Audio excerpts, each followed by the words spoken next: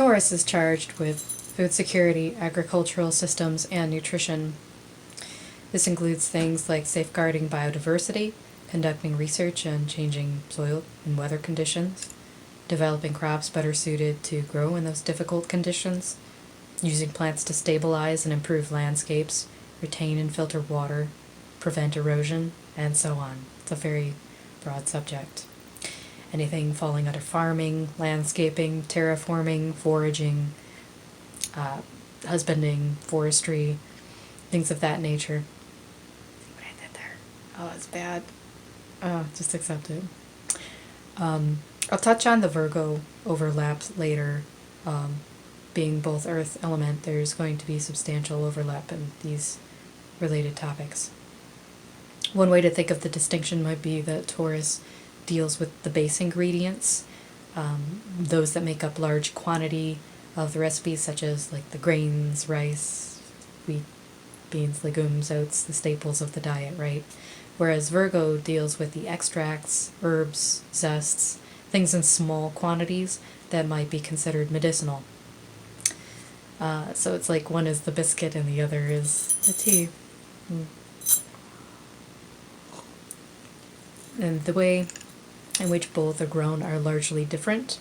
The crops and herds of Taurus couldn't be constrained necessarily to a greenhouse, so projects geared towards reform in this direction have to do with the responsible utilization of farmland for the most part. The first thing that we must do is dissolve the notion of unlimited growth. Soil can be very quickly destroyed and depleted with improper practices. Evidently, we are currently destroying usable soil at a rate 10 times greater than what the earth can replenish. And we are now facing a crisis with GMOs and the fertilizers and pesticides that accompany them. We are making what was once fertile land unusable by literally salting our own fields. Ironically, there may be great need in the future to engineer crops that will be more tolerant to salt in order to try to reverse what has been done and retake some of the desert that is being created when land is used up within a couple of growing cycles and then abandoned in favor of new fields made available by burning what was once habitat. Eduardo Blumwald is one such leader in botany, developing the first sodium-tolerant tomatoes. Genetic modification has become a sensational buzzword, but in truth humans have been using selective breeding techniques since the dawn of agriculture to encourage desirable traits. Geneticists must now battle the public image fiasco brought on by the demonic practices of one company in particular, in addition to being strapped for resources by lack of funding toward combating environmental degradation in general. While organic farming and eliminating the use of harmful chemicals is the top priority of the Taurus mission, ethical genetic research is closely related as well. Abundance is trust in the process, not an unrealistic expectation that everything is going to be automatically resupplying for our convenience.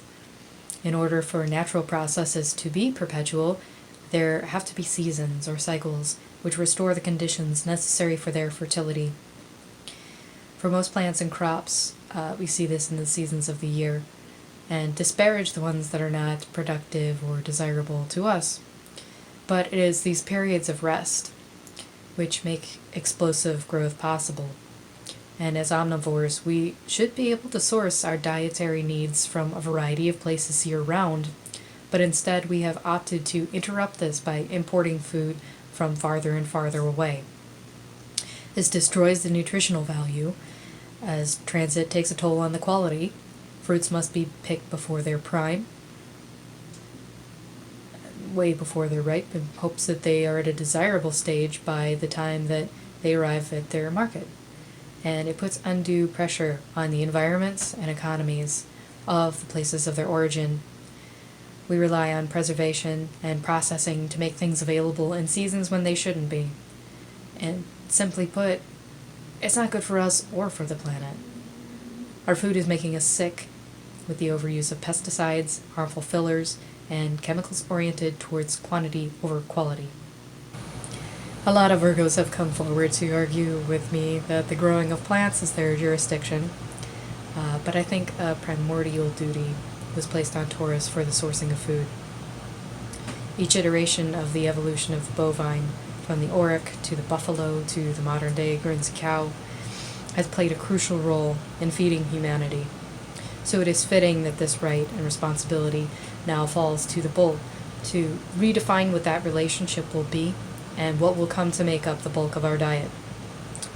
I myself have been doing extensive research on plant-based diet principles for a thing that I'm working on, which you, the viewer, know nothing about. Wink, wink, nudge, nudge.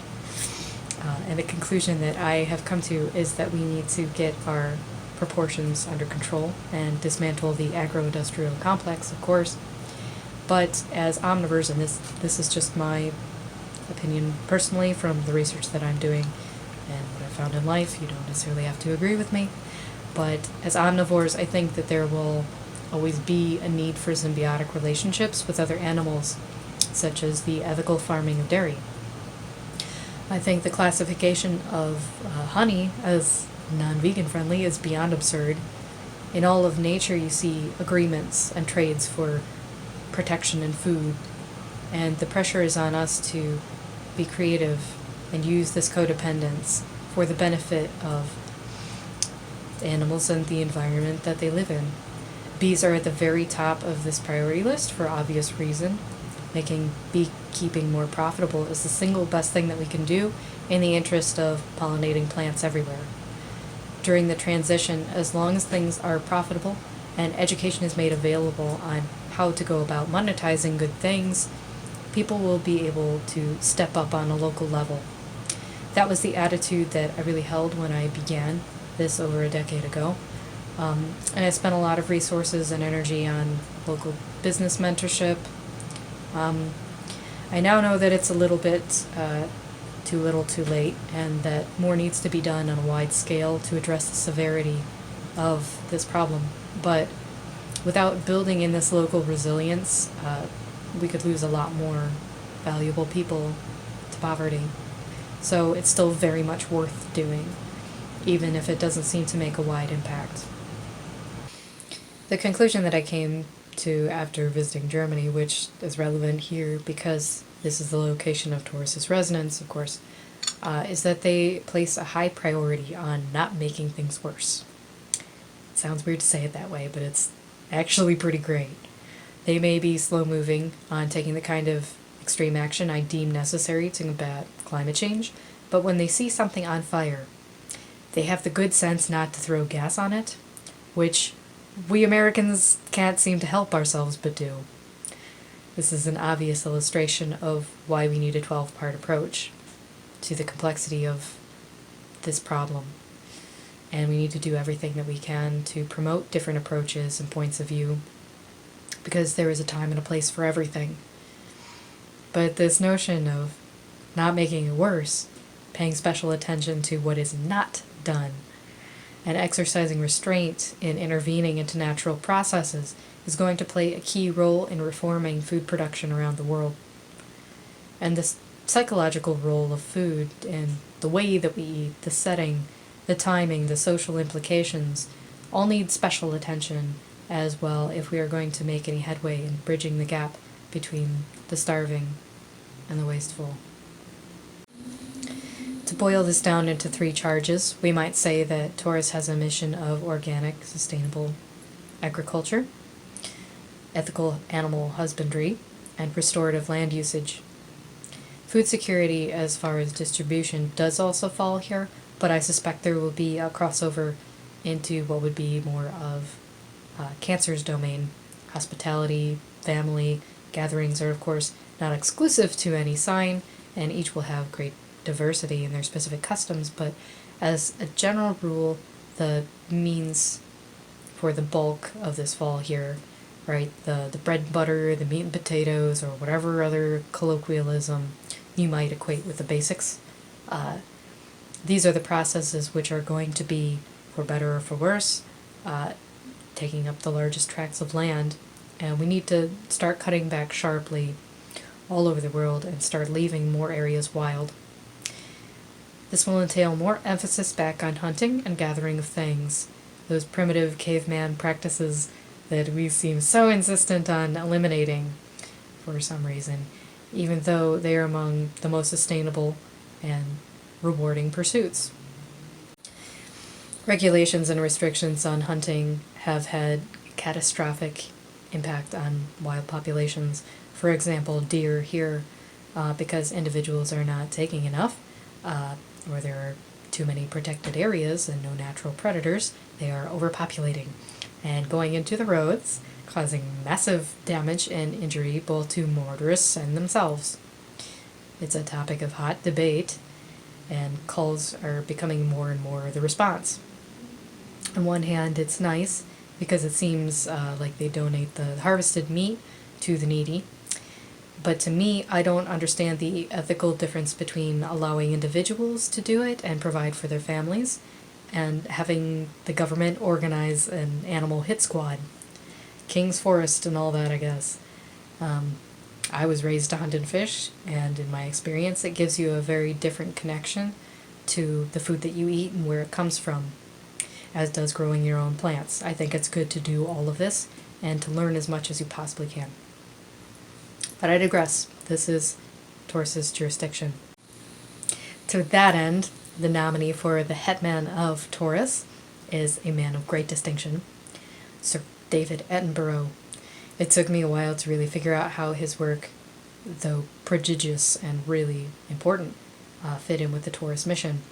And I had a master gardener who cited his work as being very influential say it this way: he shows people that everything in nature is intimately linked together and teaches them to care about that connection to the living world. Though he doesn't address food as specifically as I was kind of tuning in for and trying to pinpoint for the sake of organization of the series, he fights for what is in our best interest on this planet as a whole and the fate of the wild animals that he has used his documentaries to bring us face to face with and develop compassion for relies on our ability to get our act together, primarily about food. Their habitats are largely endangered by our farming habits, and wild animals have been marginalized to make room for our domesticated ones. We shoot coyotes to protect our chickens and throw the proportions of hunter and prey completely out of balance for the sake of our own convenience and consumption. The cardinal rule of hunters in nature is that they do not wage war on or eliminate their competition entirely. They will defend the boundaries of their own territory as appropriate and fight over resources when a direct contact is made, but they will not organize hunting parties to go out and wipe out another predator just so that they won't be in competition over the same quarry anymore. But we do that. David Attenborough really emphasizes balance and restoration and embodies that attitude of step back and watch what is really going on so as not to get in our own way and make it worse. Learning to listen very carefully to nature and see the ways that evolution has unfolded, the clever innovations that animals make to adapt to their changing environment can give us a lot of clues on how to deal with and potentially reverse missteps that we have made along the way of this industrial age of man. Curiosity and patience are key. He says an understanding of the natural world and what's in it is a source not only of great curiosity, but great fulfillment. As soon as we can stop being overwhelmed by our problems, throwing around blame and making excuses, and instead become very curious about why things are the way they are, and what other ways they might be able to become, we will be on the road to restoring the planet to the state of capability of sustaining life. Falling in love with nature through the camera lens has been the primary method utilized by conservation groups so far, using storytelling to cultivate empathy and awareness. He has laid incredible groundwork in this area, and now it's time to carry the mission forward into implementation.